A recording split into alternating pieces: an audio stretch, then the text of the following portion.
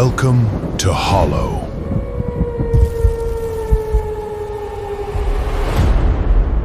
အားလုံးပဲမင်္ဂလာပါခင်ဗျာကျွန်တော်ဒီနေ့တင်ဆက်ပေးမယ့်ဇာတ်လမ်းလေးကတော့တရေမခေါ်ကြီးဆိုတဲ့ဇာတ်လမ်းလေးရဲ့အစဆုံးကိုတင်ဆက်ပေးသွားမှာဖြစ်ပါတယ်ခင်ဗျာနားဆင်ခံစားပေးကြပါအောင်ခင်ဗျာအမေတားညကြဖုံးမောင်ကြီးမှာစာတွားချက်မလို့အမေအေးစာပဲကြက်တော့တငယ်ချင်းတွေစုံတော့စကားပဲပြောမနေကြနဲ့ဟုတ်ကဲ့ပါအမေကစာကူပဲအာယုံစိုက်ကြသားရေစေတန်းစာမေးပွဲကအရေးကြီးတယ်ဘာမှအာယုံနဲ့မထားနဲ့ကြားလားဟုတ်မေတားတိပါတယ်စာကလွယ်ပြီးဘာမှစိတ်ထဲမထားပါဘူးကောင်းတယ်အမေကသားကိုပညာတတ်ဖြစ်စေချင်လို့ပါသားရဲ့အမေစေတနာကိုတားနားလည်မှာပါတားနားလည်ပါတယ်အမေမုံဆိုးမမိခင်ကြီးဒေါ်ဆန်မြကတားဖြစ်သူခန့်တော်ဟာပညာတတ်တစ်ယောက်ဖြစ်စေခြင်းဤထို့ကြောင့်အကျော်ရောင်းကတားဖြစ်သူကိုကြောင်းထားပေးခဲ့လေသည်ခန့်တော်ကလည်းလူငယ်ဆိုပေမဲ့စာကိုယ်တာဂယုတစိုက်တင်ကြားခဲ့သည်တခြားကျောင်းသားတွေလိုရည်စားထားခြင်းစိတ်လိတ်တောက်ခြင်းပဲမရှိခဲ့လိမ္မာရီသားကြောင့်ဒေါ်ဆန်မြတစ်ယောက်ပင်မစင်းရဲမှုကိုပင်မိလျော်ခဲ့ရလေသည်ညနေဆောင်မှုချုပ်ချုပ်ခန့်တော်လည်းတငယ်ချင်းဖြစ်သူဖုံးမောင်အိမ်တို့ထွက်လာခဲ့လေသည်ဒီနေ့ဖုံးမောင်အိမ်၌ဖုံးမောင်ကြီးမိဘများရှိမနေကြပေနေမှာအလူရှိသည့်အတွက်အလူအိမ်တို့ညအိတ်ခီထွက်သွားခြင်းဖြစ်သည်ဖုံးမောင်ကြီးဖုံးမောင်ဟာခန့်တော်ရောက်လာပြီပဲဟာစီတူလဲရောက်နေပါလားအေးဟုတ်တယ်ကွဖုံးမောင်ကလမ်းခုတ်လို့လိုက်လာတာဒီမှာပဲစာဝိုင်းချက်ကြမလို့လေပြီးတော့ဒီနေ့ညငါတို့ပျော်စရာကောင်းတဲ့ဂိမ်းကစားနည်းလေးကစားကြည့်ကြမလို့ဘာဂိမ်းကစားနည်းလဲငါစာချက်ဖို့လာတာစာလဲချက်မှာပါခန့်တော်ရပြီးမှဂိမ်းကစားကြမှာဘလို့လဲစိတ်ဝင်စားတယ်မလားအေးစိတ်ဝင်စားတယ်ဘာဂိမ်းကစားနည်းလဲဒါတော့မပြောသေးဘူးကွညရအောင်တိမှာပေါ့ကွာဟိုကောင်ဖုံးမောင်မတွေ့ပါလားမတွေ့ဆိုလမ်းထိပ်သွားပြီးစားစရာတွားဝဲတယ်လေငယ်ကြီးငါပြန်လာပြီဟာဟုတ်မှာပြောရင်းဆိုရင်ဖုံးမောင်ပြန်လာပြီခန့်တော်ရောက်နေပါလားအေးခုလေးနေပဲရောက်တာကွဒီမှာညကြစာပဲရင်းစားဖို့စားစရာတွေတွားဝဲလာတာကောင်းတယ်အိတ်ချင်လေးပြည်တာပေါ့ကွာလာအိမ်ထဲသွားကြစို့တငယ်ချင်း၃ယောက်အိမ်ထဲဝင်လာခဲ့ကြတယ်ခန့်တော်မင်းထမင်းရောစားခဲ့ရဲ့လားစားခဲ့ပြီကွမစားရရင်အိမ်မှာထမင်းနဲ့ဟင်းနေရှိသေးတယ်လို့ပြောမလို့စားပြီးပြီဆိုတော့ထားလိုက်ပါတော့ဒီနေ့စာမေးပွဲကအရေးကြီးရင်တော့မင်းတို့ကောင်တွေပေါ့မနေကြနဲ့မပေါ့ပါဘူးကွာငါတို့လည်းတတ်နိုင်တယ်လို့တော့စူးစမ်းပြီးကြက်နေတာပဲအောင်နာမအောင်နာကနောက်တော့တီးရမှာပေါ့ကွာဘာပဲဖြစ်ဖြစ်ကိုယ့်ဘက်ကစူးစမ်းတော့တေးကြတာပေါ့ကွာအေးပါငါတို့လည်းအောင်စူးစမ်းမှာပေါ့ကွာထို့နောက်အိမ်မော်ဓာတ်တို့တက်ပြီးတငယ်ချင်း၃ယောက်စာအတူကြက်နေကြသည်အတန်ငယ်ကြတော့စီတူကစာကြက်နေရမှာစကားတခွန်းထပြောလိုက်သည်အဲ့ကောင်နေကစားပွဲစားလိုက်ကြတော့မလားမင်းကစာရပြီလားရပြီလေဒီလောက်ကတော့ easy ဒါဖြင့်ငါဘက်ကလည်း ready ပဲခဏအောင်အစင်းနေမယ်လားငါလဲစာရနေပြီဆိုတော့မင်းတို့ကစားပွဲကိုစော့ကြည့်ကြပေါ့ဒါနဲ့မင်းတို့စော့မဲ့ဂိမ်းကစားနည်းကဘာလဲဆိုတာငါမသိသေးဘူးငါ့ကိုရှင်းပြကြအောင်ဒီမှာအင်းချထားတဲ့စာရွက်တရက်ငါတို့၃ယောက်က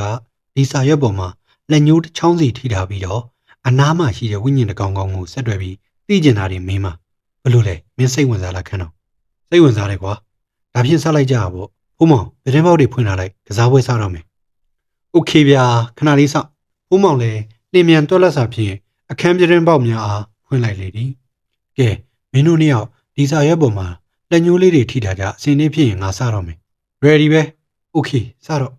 ဤအနီးနားဝန်းကျင်တွင်ပရလောကသားများရှိပါသလားစီတူကအတန်ကြဲကြဲဖြင့်ထပ်မံပြောလိုက်သည်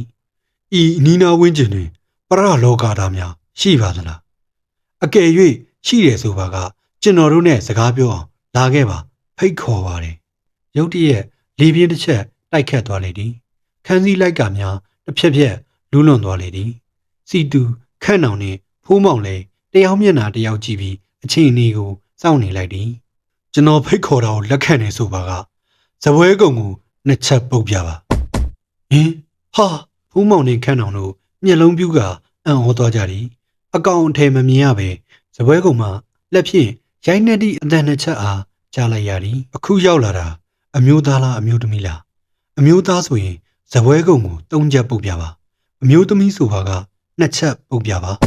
ဇပွဲကုံအားထုနဲ့သည့်အတန်၃ချက်တိတိထွက်ပေါ်လာသည်စီတူတို့တငယ်ချင်းတစုလည်းရောက်ရှိလာသည့်ပရလောကတာမှာအမျိုးသားဖြစ်နေမှန်းသိလိုက်ကြရသည်ဖုံးမောင်မင်းသိကျင်တာမေးလေကျွန်တော်သိကျင်တာတခုမေးပါရစေကျွန်တော်စိတ်ဝင်စားနေတဲ့ပန်းနုမှာ ချစ်ရတဲ့လူရှိပါသလားအကယ်၍ချစ်ရတဲ့လူရှိပါကဇပွဲကုံအားနှစ်ချက်ပုတ်ပြပါဖုံးမောင်ကြီးမိကုံဆုံးသွားသည်နှင့်ဇပွဲကုံကြီးထဲမှထုနှက်တန်နှစ်ချက်ကြားလိုက်ရသည်ဖုံးမောင်လည်းသူလိုချင်သည့်အဖြေရလိုက်ရသည်မို့ပြုံးပြော်နေမိသည်ခန့်တော်မင်းလက်မင်းမေးချင်တာမေးလေကွာကျွန်တော်မေးခွန်းတစ်ခုလောက်မေးချင်တယ်ဒီနှစ်10တန်းကိုနှစ်ချင်းပေါက်ကျွန်တော်အောင်နိုင်မလားအောင်မြည်ဆိုပါကဇပွဲကုံကို3ချက်ပုတ်ပြပါခင်ဗျာဟာ3ချက်တီးတယ်ဟာဒါဆိုဒီနှစ်10တန်းအေးဆေးအောင်ပြီပေါ့ခန့်တော်ကသူ့ဆန္ဒပြေသွားတော်မူမို့ဝမ်းသာနေမိသည်စီတူမင်းရောမေးလေကွာကျွန်တော်တခုလောက်မေးပါရစေအခုရောက်နေတဲ့ပရလောကတာဟာကျွန်တော်တို့နဲ့နေချင်ပါသလားဟာဟဲ့ကောင်စီတူဘာတွေလျှောက်မင်းနေလဲဟုတ်တာပဲစီတူကလည်းဘာတွေလျှောက်မင်းနေလဲဟာအတာနေစမ်းမှာမင်းတို့ကလည်းအပျော်ပေါ့ကွာကျွန်တော်တို့နဲ့နေချင်တယ်ဆိုရင်ဇပွဲကုံကို၄ချက်တီးတီးပုတ်ပြပါဟာ၄ချက်တီးတယ်ကွာဒုက္ခပါပဲစီတူရတော်ကြပြန်ခိုင်းမှုခက်နေမှာပြည့်ဘာမှမဖြစ်ပါဘူးကွာသူလည်းဒီနေ့ညပြင်ပြန်ရမှာပါဘာမှမပူနဲ့ဖုံးပါပြန်မယ်ဆိုရင်တော်သေးတာပေါ့ကွာတော်ကြမပြန်မဲအိမ်မှာတောင်းတင်နေမှဖြစ်ဒုက္ခကဲမင်းဘာမှမကြောက်နဲ့ငါသူ့ကိုပြန်ပို့လိုက်မယ်စိတ်ချကျွန်တော်ထပ်ပြီးပြောပါရစေတင်ဟာကျွန်တော်တို့နဲ့အတူနေခွင့်မရှိတဲ့အတွက်ဒီညပြင်တင်လာရလမ်းတိုင်းပြင်ရပါမည်ကျွန်တော်ပြောတာကိုသဘောတူလက်ခံနေဆိုပါကဇပွဲကုံကိုတစ်ချက်ပုတ်ပြပါတငယ်ချင်း3ယောက်ထွက်ပေါ်လာမိအတန်အားနားဆွနေမိကြသည်အချိန်အတော်ကြာသည့်အထိဘာအတန်မှထွက်မလာတဲ့ဖြင့်ဖုံးမောင်နှင့်ခန့်အောင်တို့နှစ်ဦးချွေးများထွက်လာကြသည်ဟဲ့အောင်စီတူဘာတန်မှမကြားရတော့ဘူးကွမင်းပြောတာလက်ခံမှုမရဘူးဒီမှာနေတော့မှလားမသိပါဘူးကွာဘာတန်မှမကြားဘူးဆိုတာသူပြန်ထွက်သွားမှာပါတငယ်ချင်းဟာဘာမှတွေးဘူးမနေနဲ့ဟုတ်ပြီလားသူလဲသူ့လန်သူသွားလိုက်မယ်ကြည့်နေကဲညလဲနှစ်လာပြီအိတ်ကြရအောင်ကွာခန့်အောင်ကစကားဖြတ်ပြောလိုက်တဲ့ဖြင့်အိမ်ရန်ပြင်လိုက်ကြသည်နောက်တနေ့မနေ့ရောက်တော့ခန့်အောင်နဲ့စီတူလဲကိုယ့်အိမ်ကိုပြန်ခဲ့ကြသည်ဖုံးမောင်ကြီးမိဘများလဲအလူပွဲပြီးလို့ညနေခင်းတွင်အိမ်တို့ပြန်ရောက်လာကြသည်တာကြီးဖုံးမောင်ဗျာအမေရေခဲတက်တာတွေကအမဲသားတွေဘယ်ရောက်သွားတာလဲတာတို့မင်းညကစားလိုက်တာလားမစားပါဘူးအမေရဲ့အစိမ့်နေမလို့ဒီတိုင်းပဲထည့်ထားတာပါအမေရဲ့တေချာကြည့်ပါဦးရှိမှာပါတေချာချပြီးပြီမရှိဘူးကြောင်နေပါတွေစားတယ်ပြောရအောင်လေရေခဲတက်တာကိုသူတို့မှမဖွင့်နိုင်တာဘယ်လိုလုပ်မရှိတော့လဲတားလည်းမသိဘူးမေတားတို့မစားဘူးအမေအေးပါမင်းမစားဘူးဆိုတာသိပါတယ်အမေကမစားလိုက်ရပဲပျောက်သွားမှဆိုလို့နှမျောနေတာဘယ်တက်နိုင်မလဲမိမရဲ့ထပ်ပြီးဝယ်ဖို့ပဲရှိတော့တာပေါ့ကွာအင်းဘော့တော့မရှိမှဖြင့်ဝယ်ရတော့မှာပေါ့ရှင်ရေခဲတက်တာထဲမှာအမဲသားများထူးဆန်းစွာပျောက်ဆုံးသွားသည့်အတွက်ဖူးမောင်လည်းဖြေရှာမရပြီညရောက်တော့ဟင်းညံများကိုအုပ်ဆောင်ဖြင့်တေချာအုပ်ပြီးထားလိုက်သည်သားမိ3ယောက်စားစရာရှိတာစားလှုပ်စရာရှိတာလှုပ်ပြီးအိပ်ရာတဲ့အသီးသီးဝင်ခဲ့ကြသည်ညတကောင်ခန့်ရောက်တော့မိဖို့ထဲမှာအတန်ပလံများကြရသဖြင့်ဖူးမောင်ကြီးမိခင်လည်းအိပ်ရာထဲမှာထလာခဲ့သည်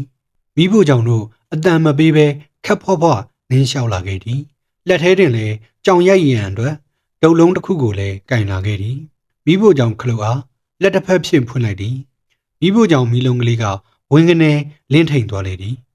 ဟင်တရေဖုံးမောင်ကြီးမိခင်လည်း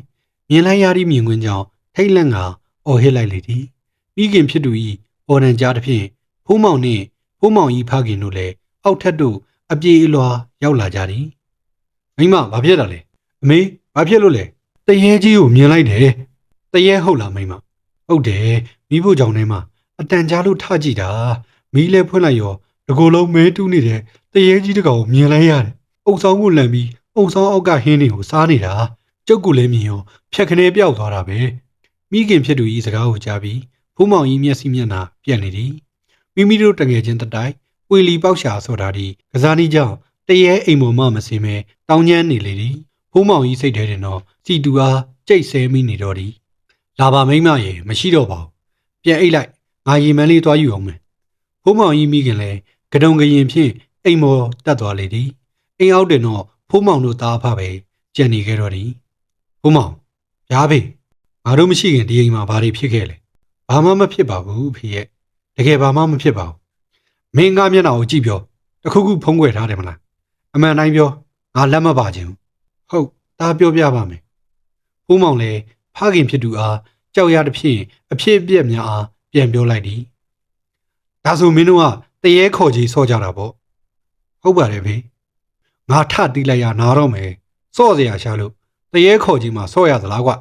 တရေကမင်းတို့ကိုဂုတ်ချိုးတက်သွားရမှာတကယ်တည်းကွာတဲလဲအပေါက်ရှာဆော့တဲ့ကောင်ဖိုးမောင်လဲအမားရှိသူမို့ဘာမှပြန်မပြောနိုင်ပဲအသာငြိမ်နေရသည်နောက်နှစ်ယောက်တော့ဖိုးမောင်ကြီးဖခင်ကအထက်လန်းဆရာတယောက်အားပင်ကတရေနေရတော့သည်ဆရာကြီးကြွပါခင်ဗျာခမရသားအတော်ပွေလီပေါက်ရှာနိုင်တာပဲမပြောကျင်တော့ပါဘူးဆရာကြီးသူတို့မလို့ဒီလိုပေါက်ကရကစားကြတယ်လို့ဗျာသူတို့လည်းအပြစ်ပြောလို့မရပါဘူးလူငယ်တွေဖြစ်နေတော့လူငယ်တွေတဘာဝလက်တဲ့ဆိုင်ကြတာကိုဗျဒါပေမဲ့ပရလောကဓာတ်တွေကိုတော့တွားပြီးမထိမ်မဲ့မြင်လို့တော့မရဘူးလူမှလည်းလူစည်းဆိုတာရှိတယ်လို့ပရလောကမှာလည်းသူတို့စီးနေသူတို့ရှိကြတယ်ကွကဲပရလောကဓာတ်ကိုဖိတ်ခေါ်ပြီးအကျိုးအကြောင်းပြောကြတာပေါ့အဟမ်ဤအိမ်ဤဌာန၌ရောက်ရှိနေတော့ပရလောကဓာတ်အားငါဆရာကြီးအမိန့်ဖြင့်ဖိတ်ခေါ်လိုက်သည်မိလူမတာစီပိတ်ပင်ခြင်းမပြုရအမိတ်ဆရာကြီးအမိန့်နံဆုံးနေနဲ့ဖိုးမောင်ကြီးမိခင်ခန္ဓာကိုယ်တစ်ခုလုံးတုံရင်လာပြီးထရည်လေတော့သည်ဟာငါ့ကိုခေါ်ပြီးဘာပြောကြမလို့လဲဟဲ့ဖိုးမောင်ကြီးမိခင်မှာယောက်ျားရင်းမာတန်ကြီးအတန်မျိုးဖြစ်နေသည်ဖိုးမောင်တို့သားအဖလည်းတန်အံ့တော်ဖြစ်နေသည်ဆရာခေါ်လိုက်ရတဲ့အကြောင်းကတော့မင်းပါကြောင့်ဒီအိမ်မှာဆက်ရှိနေရတာလေဒီအိမ်သားတွေမင်းကြောင့်ထိတ်လန့်နေရတယ်ဆိုတာသိလားသိတယ်ငါ့ကိုခေါ်ပြီးနေခိုင်းတာကလည်းသူတို့ပဲချက်ချင်းပြန်လွတ်တာလဲဒင်းတို့ပဲဒါကြောင့်ငါအကြောင်းသိအောင်ဒီမှာနေပြီးစားတော့နေတာကွပရလောကစီကိုလာဖောက်လို့မရဘူးကွဒီကလေးတွေကိုသာဆရာကြီးတောင်းမှန်ပါတယ်သူတို့ကလည်းမတိနားမလဲလို့လုံမိကြတာပါမင်းကဘယ်နားမှနေလဲဆိုတာဆရာကိုပြောပါဦးငါကလမ်းထိပ်ကကုတ်ပင်ကြီးမှနေလာတာအနစ်ရာချီနေပြီတရက်ငါလမ်းထွက်ပြီးအစာရှာနေတော့ဒီအိမ်ထဲကခေါ်တယ်ကြလို့ငါဝင်လာတာငါ့ကိုနေခွင့်ပေးပြီးချက်ချင်းပြန်လို့ကြလို့ဒေါသဖြစ်ပြီးဆက်နေတာပဲစိတ်ကိုလျှော့ပါဆရာတောင်းပန်နေပြီပဲမတိနားမလဲလို့မှားတဲ့အမားကိုကြည်အေးပေးပါကွယ်ဆရာဘက်ကမင်းကိုကြည်နေအောင်ဘယ်လိုလုပ်ပေးရမလဲဆရာသူတစ်ပါးကိုထိခိုက်နာကျင်အောင်မလုပ်ချင်ဘူးဒါကြောင့်ဒီအိမ်ကနေအသာတကြီးပြန်ပြီးကိုနေထိုင်ရာဌာနမှာပြန်နေပါလို့မြစ်တာရဲပါရစေတီလာတမာဒီနဲ့ပြည်စုံတဲ့ဆရာကိုအာမခံဝင်ပါဘူးငါကြည်နေအောင်တော့ငါနေထိုင်တဲ့တစ်ပင်အောင်မှာအမဲသား6တုံးထမင်းပြူတပုံလာချပေးပါဒီလိုဆိုငါကြည်နဲ့ခွင့်လွတ်မယ်နောက်တစ်ခါဒီလိုလုပ်ရင်တော့ဒီကလေးတွေကိုဝိညာဉ်နှုတ်ဖို့ငါလက်တော့နေမှာမဟုတ်ဘူးနော်ကောင်းပါပြီဖြစ်ချင်တဲ့အတိုင်းဆရာလုပ်ပေးပါမယ်နောက်ကိုဒီလိုမဖြစ်ဖို့ဆရာသတိပေးထားပါမယ်မင်းနေထိုင်တဲ့နေရာကိုမင်းပြန်နိုင်ပါပြီဆရာကြီးစကားဆုံးတော့ဖိုးမောင်ကြီးမိခင်လည်းခွေကြသွားသည်တတိပြန်လဲလာအောင်လုပ်ပြီးဆရာကြီးကိုကြော့လိုက်ကြသည်ဖိုးမောင်ပြားဆရာကြီးခဏပြောသွားတာတွေအားလုံးမင်းကြားပါတယ်နော်ဟုတ်ကြားပါတယ်ဆရာကြီးနောက်တစ်ခါဒီလိုထပ်မလုပ်ကြနဲ့ကွမင်းတငယ်ချင်းတွေကိုလည်းပြောထားပရလောကကိုတွားရှုပ်လို့တော့မရအောင်အားလုံးဒုက္ခတွေရောက်ကုန်မယ်ဟုတ်ကဲ့ဆရာကြီးမှတ်ထားပါမယ်နောက်ကိုလည်းဒီလိုမဖြစ်စေရပါဘူးကောင်းပါပြီခမရတို့လန်ထိတ်ကကုတ်ကိုပင်အောင်မှာအမဲသားစိမ်း6တုံးထမင်းပြူတပုံကိုတစ်ပင်အောင်မှာတွားပြီးပုံထားလိုက်ပါဟုတ်ကဲ့ဆရာကြီးလှုပ်လိုက်ပါမယ်ဟုတ်ကောင်းဖိုးမောင်မင်းမလိုက်ခဲ့ရမယ်ကြားလားဒီကိစ္စမင်းကအဓိကပါတယ်ဟုတ်ကဲ့ဖေဖိုးမောင်လည်းကိုအပြင်းနဲ့ကိုဖြစ်နေသည့်အတွက်ဘာမှဇောတကမတက်ဝင်မေဖိုးမောင်ဟဲ့ကောင်ဖိုးမောင်အော်စီတူမင်းကိုဘာလာလောက်တာလဲဟဲငါဟိုနေ့ကကိစ္စလာတောင်းမှန်တာကွာအဲ့ဒါလောက်ဖြစ်သွားလိမ့်မယ်လို့မထင်တော့ဘူးတောင်းမှန်ပါတယ်ကွာငါကြောင့်မင်းကအတော်ခံလိုက်ရမှာပဲစိတ်မဆိုးပါနဲ့တငယ်ချင်းရပါတယ်စိတ်မဆိုးအချင်းချင်းတွေပဲနောက်ကူတော့ငါစီလာရင်မင်းဂရီတစ်ခုတော့ပေးရလိမ့်မယ်ကွာဟင်ဘာဂရီလဲဖုံးမောင်တရေမခေါ်ကြီးအေးပါကွာငါဂရီပေးပါတယ်တရေလုံးဝမခေါ်တော့ပါဘူးငါလည်းလန့်သွားပါပြီကွာကျွန်တော်တို့ဟိုလို channel မှာတင်ဆက်နေသည့်တရေမခေါ်ကြီးဆိုတဲ့ဇာတ်လမ်းလေးကတော့ဒီနေရာမှာပြီးဆုံးသွားခဲ့ပါပြီခင်ဗျာနားဆင်ခံစားပေးခဲ့ကြတဲ့အတွက်အားလုံးကိုကျေးဇူးထူးတင်ရှိပါတယ်ခင်ဗျာ